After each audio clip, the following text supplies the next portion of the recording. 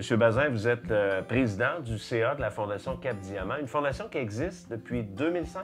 Oui, elle existe depuis 2005. Il y avait des fondateurs qui étaient là, entre autres l'ancien maire de Québec.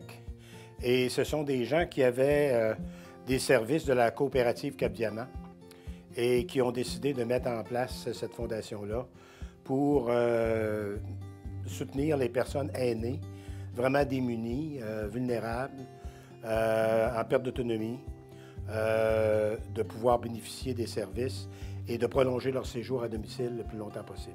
Vous l'avez mentionné il y a quelques instants, mais précisément, on s'adresse à qui? À des personnes âgées, en fait. On s'adresse à des personnes âgées qui ont plusieurs problématiques, qui ont une perte d'autonomie, qui ont des maladies chroniques, perte de mobilité, incapacité, diverses incapacités, de telle sorte que ça leur prend de l'aide pour de l'aide domestique. Et au-delà de tout ça, ce qui est important, étant donné que ce sont des personnes, pour la plupart, isolées de leur famille et de la communauté, c'est de s'assurer qu'il y a une présence chez elles, au moins une fois par semaine ou 2 semaines, pour s'assurer de vérifier si la personne va bien, s'il n'y a pas une perte cognitive qui s'installe tranquillement. Docteur Durand, vous faites partie du conseil d'administration de la Fondation Cap-Diamant et vous êtes gériatre. Qu'est-ce que c'est un gériatre? Un gériatre, c'est un médecin qui s'est spécialisé dans les soins aux personnes âgées. Alors moi, je fais partie de la première génération des gériatres du Québec, donc je suis un vieux gériatre parce que ça fait plusieurs années que je suis dans ce domaine-là. Donc j'ai le plaisir d'être membre du conseil d'administration de la Fondation et puis de travailler au Centre d'excellence sur le vieillissement de Québec. Quels sont les enjeux de la Fondation en ce moment? La mission de la Fondation, c'est vraiment de soutenir l'autonomie des personnes âgées, de celles en particulier qui vivent certaines difficultés dans leur fonctionnement quotidien, les soutenir pour qu'elles puissent demeurer dans leur environnement naturel, leur domicile, leur milieu de vie et continuer d'interagir avec leur environnement familial et social qui est pertinent. Il faut se rappeler qu'en vieillissant, il arrive qu'on puisse avoir certains problèmes de santé. Et à 75 ans, il n'est pas rare qu'on ait 5 ou 6 problèmes de santé qui entraînent des pertes d'autonomie fonctionnelle, de la mobilité, un risque de chute un peu plus grand, des petits problèmes de mémoire. Et tout ça, ça amène chez certaines personnes le besoin d'avoir de l'aide pour l'entretien de leur propriété, le ménage, le bain, la préparation des repas. Et c'est une des missions qui est soutenue par la Fondation Cap-Diamant. Monsieur Bazin, vous avez une équipe exceptionnelle derrière vous, des bénévoles, entre autres. Oui, on a des bénévoles qui nous aident à faire les petites tâches quotidiennes.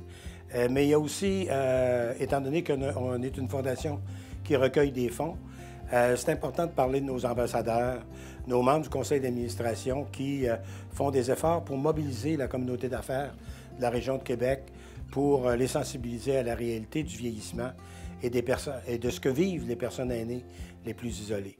Alors, on a une très belle équipe qui travaille auprès de nous et c'est important d'avoir ces gens-là pour faire rayonner la Fondation. Il ne faut pas hésiter d'ailleurs à demander l'aide. Peut-être les gens qui nous regardent, les entreprises sont tous sensibilisés. Et effectivement, c'est qu'on souhaite que les entreprises puissent nous donner un coup de main. Ils peuvent aller sur le site de la Fondation pour donner des dons. Et c'est important, d'importe la hauteur du don, c'est toujours très apprécié. On émet des reçus d'impôts, on est reconnu comme organisme de bienfaisance. Et il faut dire qu'on donne l'argent directement aux individus à la Fondation. On ne donne pas à des organismes, on donne dans le cadre de programmes de transfert directement aux individus. On vient compléter l'aide gouvernementale et non compétitionner l'aide gouvernementale. D'ailleurs, on a la chance aujourd'hui d'être dans l'appartement de Mme Deblois qui profite des services qui est bénéficiaire à la Fondation. Madame Deblois, merci beaucoup de nous accueillir chez vous aujourd'hui. Vous êtes très gentille. Et qu'est-ce que ça vous apporte dans votre quotidien, les bienfaits de la Fondation? Bien, beaucoup. J'avais vu ses propres quand on entre ici. Là. André, quand je l'ai connu, bien, je l'ai entendu parler par une amie ici. Et puis, elle me disait qu'elle travaillait bien et qu'elle était sympathique.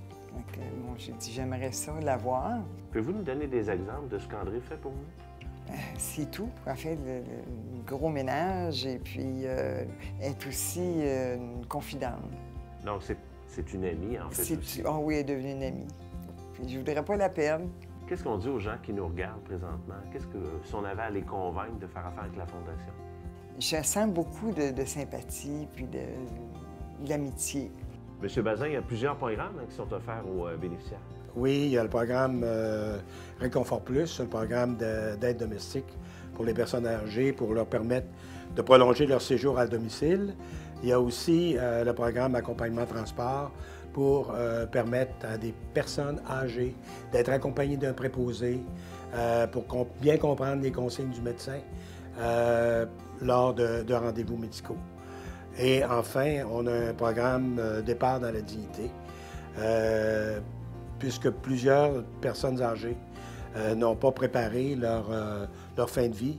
Alors, on est là, nous, pour les aider dans ce passage-là et de réclamer pour eux les prestations de décès auprès de Retraite Québec et du ministère du Travail, de l'Emploi et de la Solidarité sociale. Merci beaucoup, M. Bazin. Merci.